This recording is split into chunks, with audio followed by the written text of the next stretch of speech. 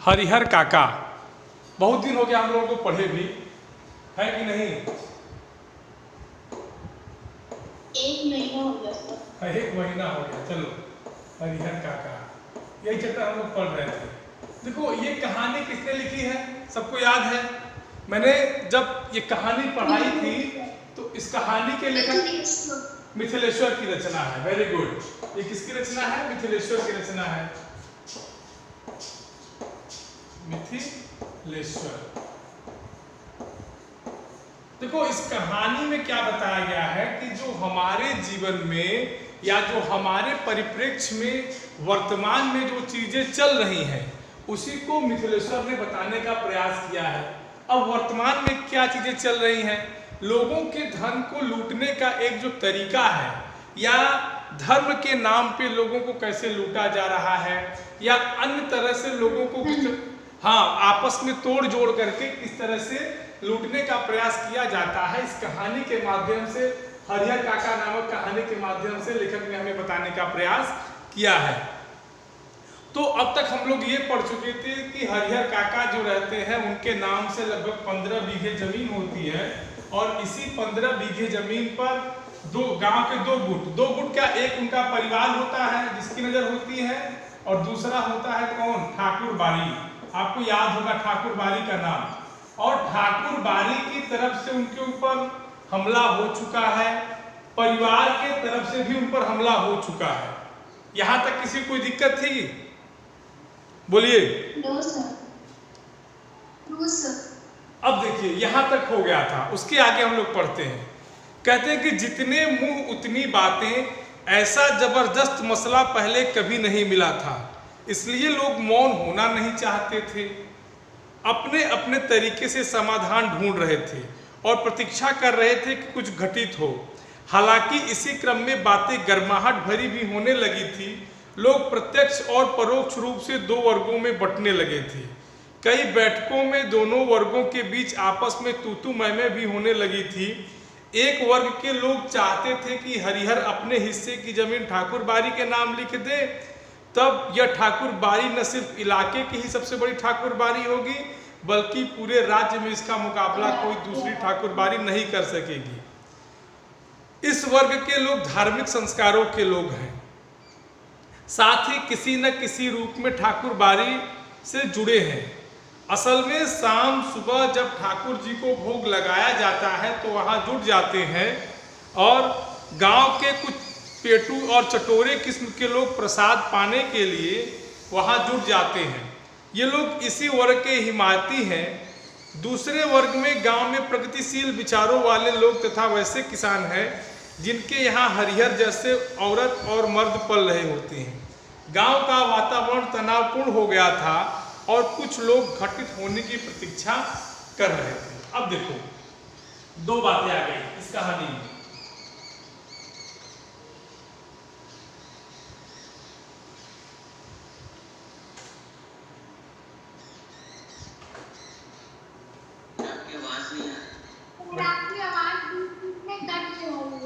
अच्छा, ये बताओ, जब हम बोलेंगे तब ना आवाज आएगी। देखो, गांव में अब दो पक्ष हो गए थे, आपको याद होगा। एक ठाकुर बारी हो गया था, दूसरा कौन सा था? बोलिए। हरिहर काका। एक इनका एक हरिहर काका का परिवार था, ठीक? इनका परिवार था। अब दोनों परिवार से इनकी तनी तना या इनसे झगड़ा हो चुका था। अब गांव के लोग, अब इनका एक मान लीजिए गांव है, अब गांव के लोग दोनों तरफ बटे हैं। अब गांव के लोग जितने लोग हैं उतनी तरह की बात हो रही है। कोई हरिहर काका के बारे में कुछ कह रहा है और कोई कुछ कह रहा है। उसी गांव का एक वर्ग है जो कहता है कि हरिहर काका को अपनी जमीन किसको दे देनी चाहिए? ठाकुर बारी को। अच्छा, ठाकुर बारी को दिलाना इसलिए चाह रहे हैं कि उनको लगता है कि अगर हरिहर काका अपनी 15 बीघे की जमीन अगर ठाकुर बारी को दे देते हैं तो इससे बड़ी ठाकुर बारी कोई नहीं होगी, पूरे जमात में अगल बगल एरिया में नहीं होगी। दूसरी बात, ये जो लोग इस बात को कह रहे हैं कि ठाकुर हरिहर काका को अपनी जमीन दे देनी चाहिए, वो कहीं न कहीं ठाकुरबाड़ी से जुड़े हुए हैं। कैसे जुड़े हुए हैं? धार्मिक संस्कारों के लोग हैं, आते जाते रहते हैं ठाकुरबाड़ी में, वहाँ रोज प्रसाद लगता है, रोज प्रसाद पाते हैं, उनका पेट भरता है। तो इन सब चीज़ों के देखते हुए वो बार बार ये चाहते हैं कि हरिहर काका अपनी जमीन ठाकुरबाड़ी में दे दे। दूसरी तरफ समाज में एक ऐसा भी वर्ग है जो ये चाहता है कि अपनी जमीन परिवार को दे। अच्छा, परिवार को क्यों दे? क्योंकि वो लोग किसान हैं और उनके यहाँ भी हरिहर काका के परिवार के घर की जैसी ही स्थिति है। तो समाज में दो पक्ष हैं और दोनों पक्ष अपनी अपनी तरह की बात करता है। क्लियर हो गई बात यहां तक इस पैराग्राफ में? ठीक। आगे कहते हैं कि इधर भावी आशंकाओं को मद्देनजर रखते हुए हरिहर काका के भाई उनसे यह निवेदन करने लगे कि वे उन्हें अपनी जमीन उन्हें लिख दे, उनके सिवाय उनका और अपना है ही कौन। इस विषय पर हरिहर काका ने एकांत में मुझसे काफी देर तक बात की। अंततः हम इस निष्कर्ष पर पहुंचे कि जीते जी अपनी जायदाद का स्वामी किसी और को बनाना ठीक नहीं होगा, चाहे वह अपना भाई या मंदिर का महंत ही क्यों न हो। हम अपने गांव और इलाके के वे कुछ लोग याद आए जिन्होंने अपनी जिंदगी में ही अपनी जायदाद और उत्तराधिकारियों या अन्य किसी को लिख दी थी। इसके बाद उनका जीवन कुत्ते का हो गया, कोई उन्हें पूछने वाला नहीं रहा। हरिहर काका बिल्कुल अनपढ़ व्यक्ति हैं, फिर भी इस बदलाव को उन्होंने समझ लिया और यह निश्चय किया कि जीते जी किसी को जमीन नहीं लिखेंगे। अपने भाइयों को समझा दिया कि मर जाऊंगा तो आप मेरी जमीन तुम्हें मिल ही जाएगी, जमीन तो लेकर जाऊंगा नहीं, इसलिए लिखवाने की क्या जरूरत है। अब देखो दो मुद्दा आ गया। एक तरफ तो ठाकुरबाड़ी भी चाहती है कि जमीन हरिहर काका उनके नाम कर दे, बोलिए। एक तरफ ठाकुरबाड़ी भी चाहती है कि जमीन किसके नाम हो जाए, बोलिए, उनके नाम हो जाए। और दूसरी तरफ परिवार भी चाहता है क्या कि जमीन इनके नाम से हो जाए। लेकिन लेखक कहता है कि जब हरिहर काका से, देखिए लेखक दो पक्ष हैं, एक पक्ष लेखक है,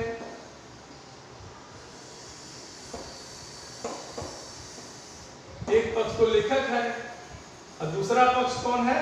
हरिहर काका। एक लेखक हो गया और दूसरा हरिहर काका। ये लोग आपस में बात कर रहे हैं और जब गांव के परिवार वाले बार बार विनती करते हैं कि बाबा जमीन मेरी अपने नाम कर दीजिए, ये कर दीजिए, तो बाद में लेखक और उनके परिवार वाले मिलकर यह निर्णय लेते हैं कि जीते जी जमीन किसी को दान नहीं की जाएगी। क्यों नहीं की जाएगी? क्योंकि इसके पहले जिन लोगों ने अपनी जमीन अपने जीते जी किसी के नाम कर दी है, उनका हश्र क्या हुआ है वो लेखक और हरिहर काका आपस में विचार करते हैं।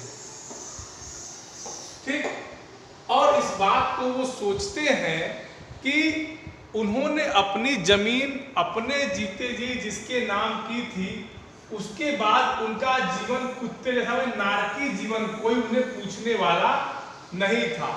उनके भाई बार बार कहते रहते थे कि आप जमीन नाम कर दीजिए, नाम कर दीजिए, लेकिन हरिहर काका बार बार उनको यही समझाते थे क्या कि क्यों परेशान हो, जब मैं मर जाऊंगा तो जमीन लेकर नहीं जाऊंगा, और जब मैं जमीन लेकर नहीं जाऊंगा तो अपने आप पट जाएगी मेरे न रहने के बाद। इसलिए जिद न करो और परेशान मत करो। यहां तक किसी को कोई दिक्कत इस पैराग्राफ में? एकदम चीजें क्लियर है। देखो कहानी बहुत मार्मिक है बेटा। देख लो कि समाज में आज क्या हो रहा है और लेखक ने तब लिख दिया था। बहुत मार्मिक कहानी है। एक व्यक्ति के ऊपर क्या क्या यातनाएं होती हैं, क्या क्या चीजें उसके ऊपर गुजरती हैं, इसको लेखक ने कितने भावुकतापूर्ण तरीके से लिखा है। इस चीज को समझने का प्रयास करिए, ताकि अगर कभी व्याख्या आए इस कहानी की तो व्याख्या में अपने शब्दों को लिखिए। यहां तक क्लियर? Yes sir. आगे देखिए। हाँ बेटा बताओ, डाउट बताओ। सर ये मार्मिक का अर्थ क्या होता है? मार्मिक माने एकदम करुणा से भरा, दया से भरा, करुणा से भरा हुआ, ठीक, दया से भरा,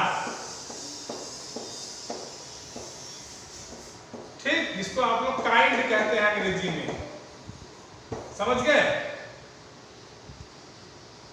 यस सर। उधर महंत जी भी हरिहर काका की टोह में रहने लगे। जहां कहीं एकांत पाते कह उठते, विलंब न करो हरिहर, शुभ काम में देर नहीं करते, चलकर ठाकुर जी के नाम जमीन कर दो, पूरी जिंदगी ठाकुर बाड़ी में राज करो।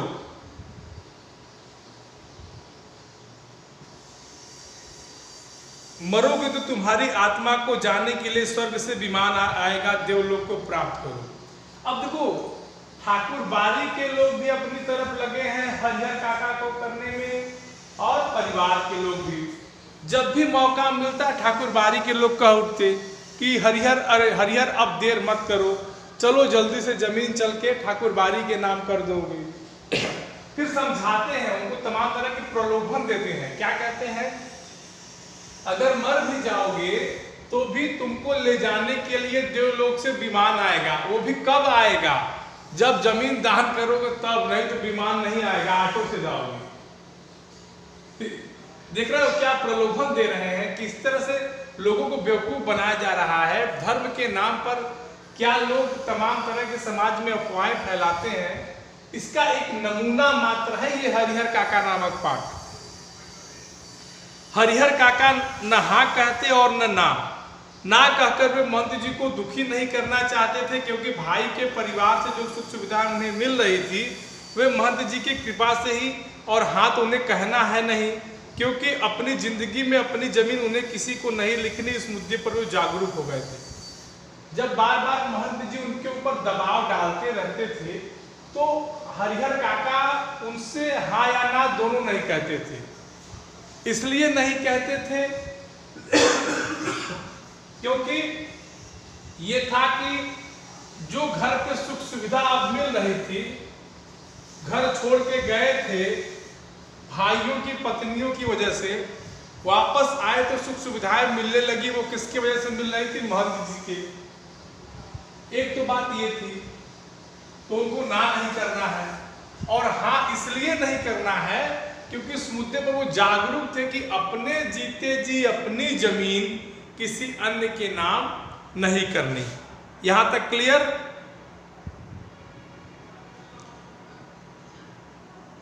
पर बीतते समय के अनुसार महंत जी की चिंताएं बढ़ती जा रही थी। जाल में फंसी चिड़िया पकड़ से बाहर हो गई थी। महंत जी इस बात को सह नहीं पा रहे थे। महंत जी को लग रहा था हरिहर धर्म संकट में पड़ गया है। एक ओर वह चाहता था है कि ठाकुर जी को लिख दूं, किंतु दूसरी ओर भाई के परिवार के माया मुंह में बंध जाता है। इस स्थिति में हरिहर का अपहरण कर जबरदस्ती उससे लिखवाने के अतिरिक्त दूसरा कोई विकल्प नहीं। बाद में हरिहर स्वयं राजी हो जाएगा। अब देखो, हरिहर काका भी सबको गोल गोल घुमा रहे हैं, न परिवार को लिख रहे हैं न ठाकुर बाड़ी को लिख रहे हैं।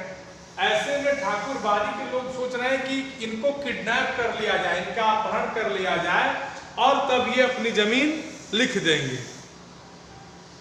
समझ गए? महंत जी लड़ाकू और दबंग प्रकृति के आदमी हैं। अपनी योजना को कार्य रूप में परिणत करने के लिए वह जी जान से जुट गए। हालांकि यह सब गोपनीयता का निर्वाह करते हुए ही वह कर रहे थे। हरिहर काका के भाइयों को उसकी भनक तक नहीं थी।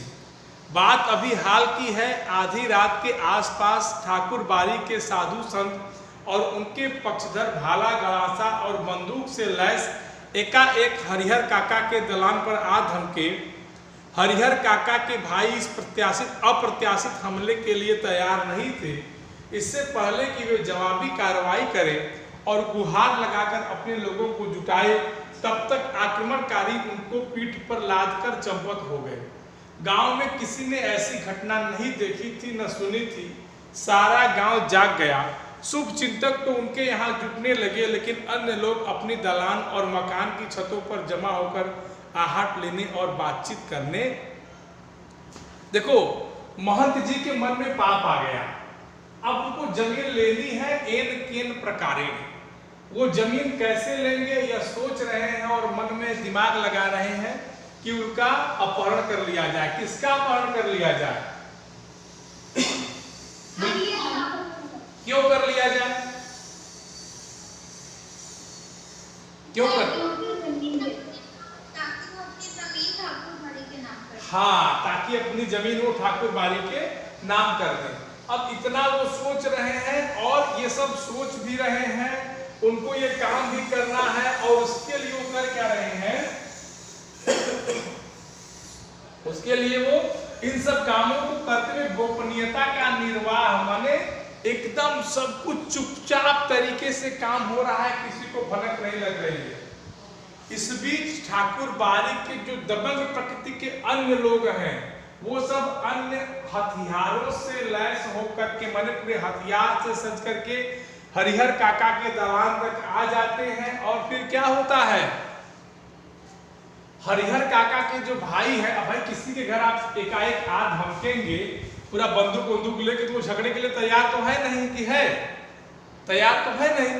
अब लोग क्या करते हैं? आते हैं, हरिहर काका को लेके चले जाते हैं। किडनैप मतलब होता है ना कि उठा ले जाना, जबरदस्ती तरीके से उठा ले जाते हैं। और फिर क्या होता है? अब इस तरह की घटना गांव में पहली बार हुई थी। ये दबंगई थी, डकैती जिसे कहते हैं। इस तरह की पहली घटना गांव में हुई थी और लोगों को लगा, मतलब पूरा गांव ये लग रहा था कि अब ये क्या हो गया।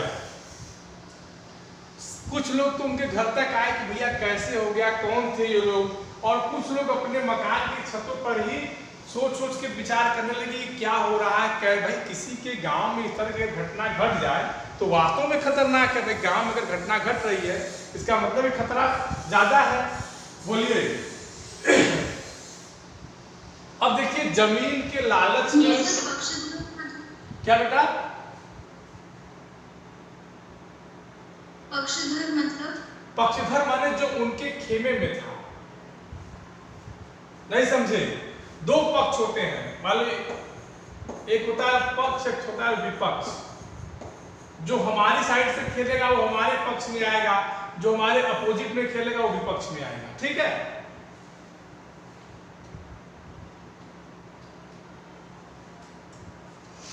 ओके। हरिहर काका पक्षधर मतलब सहमत, हाँ, जो उनके विचारों से सहमत है। हरिहर काका के भाई लोगों के साथ उन्हें ढूंढने निकले। उन्हें लगा यह महंत का काम है। वे मैं दल बल ठाकुर बाड़ी जा पहुंचे। वहां खामोशी और शांति नजर आई। रोज की भांति ठाकुर बाड़ी का मुख्य फाटक बंद था। वातावरण में रात का सन्नाटा और सूनापन व्याप्त मिला। उन्हें लगा यह काम महंत का नहीं, बाहर के डाकुओं का है। वो तो हरजाने की मोटी रकम लेकर ही हरिहर काका को मुक्त करेंगे। खोज में निकलेंगे तो किसी दूसरी दिशा की ओर प्रस्थान करते। इसी समय ठाकुर बाड़ी के अंदर से बातचीत करने की सम्मिलित किंतु धीमी आवाज सुनाई पड़ी। सबके कान खड़े हो गए। उन्हें यकीन हो गया कि हरिहर काका इसी में है। अब तो कुछ जब इस तरह की घटना घट गई, हरिहर काका को अपहरण कर लिया गया। अब उनके भाई, देखिए होता है ना कि आदमी का शक कहाँ जाता है। उनके भाई को लगा कि कहीं न कहीं निश्चित रूप से ये महंत जी का ही काम है। उन्होंने हरिहर काका को उठाया होगा। अब वो मैं दल बल माने जितना उनके साथ लोग थे, उनके साथ दल और बल, बल का मतलब होता है उनके साथ जो भी औजार उस समय हुआ रहा होगा, जैसे लाठी वगैरह रही होगी, उन सबको लेकर के वो कहाँ पहुंच गए? ठाकुर बाड़ी। क्यों ठाकुर बाड़ी पहुंच गए? क्योंकि उनको लगता था कि यह काम हो न हो किसका है? महंत जी का है। लेकिन जब वो पहुंचते हैं ठाकुर बाड़ी तो क्या देखते हैं कि ठाकुर बाड़ी में उसी प्रकार की सियापा, उसी प्रकार का सन्नाटा, उसी प्रकार का माहौल है। तो इनको लगता है कि ऐसी कोई, लगता है इन्होंने नहीं उठाया है। उसके बाद वो क्या करते हैं, वो लोग जाने की जैसे ही सोचते हैं तभी उनको एक हल्की फुल्की बातचीत लोगों के करने की आवाज सुनाई देती है। उनको लगता है कि कोई बात कर रहा है और तब उन्हें एकदम कंफर्म हो जाता है कि ये काम ठाकुर बाड़ी वालों ने ही किया है और हरिहर काका कहाँ है, इसी ठाकुर बाड़ी में है। यहां तक क्लियर?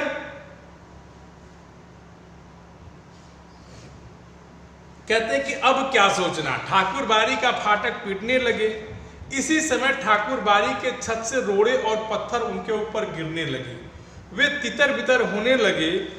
अपने हथियार संभाले, लेकिन हथियार संभालने से पहले ही ठाकुर बाड़ी के कमरों की खिड़कियों से फायरिंग शुरू हो गई। एक नौजवान के पैर में गोली लग गई, वह गिर गया। उसके गिरते ही हरिहर काका के भाइयों के पक्षधर भाग निकले। सिर्फ वे तीनों भाई बचे रह गए। अपने तीनों के बूते इस युद्ध को जीतना उन्हें संभव नहीं जान पड़ा, इसलिए वे कस्बे के पुलिस थाने की ओर दौड़ पड़े। अब जब उनको ये आभास हो गया, उनको यह पता चल गया कि यह जो काम किया है वो हरिहर काका को उठाने का काम महंत जी ने, ठाकुर बाड़ी के लोगों ने ही किया है, तो वो लोग क्या किए, ठाकुर बाड़ी का दरवाजा पीटने लगे। और जब ठाकुर बाड़ी का दरवाजा पीटने लगे तो ठाकुर बाड़ी के लोग अलर्ट हो गए, और वो तो पहले से मुस्तैद थे ही, उनको तो पता था कि ये काम करेंगे तो ये घटना घटेगी। तो तमाम तरह के लाठियां पत्थर जब होने लगे, फेंकने लगे वहां से अंदर से, और जब भीड़ रहेगी, जब पत्थर चलेगा तो कोई भी अपने आप को बचाने का प्रयास करेगा। उसी बीच में किसी ने गोली चला दी, और गोली चलाने के बाद जो भीड़ रहती है वो एकदम भाग जाती है और केवल 3 लोग बचते हैं। वो 3 कौन होते हैं? हरिहर काका के भाई। कौन होता है? हरिहर काका के भाई। इनके बाद क्या होता है कि अब ये लोग मरता क्या न करता, भाई को भी बचाना है, ठाकुर बाड़ी से मुक्ति दिलानी है, तो ये लोग उल्टा कहां जाते हैं? पुलिस के लिए। भाई पुलिस की शरण में जाएंगे तभी तो जान बचेगी, अन्यथा तो जान बचनी मुश्किल है। यहां तक क्लियर? और ये लोग क्या करते हैं कि पुलिस थाने की ओर दौड़ पड़ते हैं। यहां तक क्लियर सबको कि नहीं, बताइए?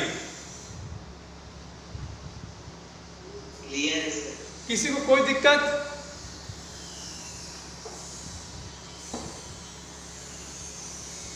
किसी को? अर्पित कोई दिक्कत है बेटा? No sir. Priya? No sir. Priya? Priya any problem? अच्छा अच्छा। कृतिका?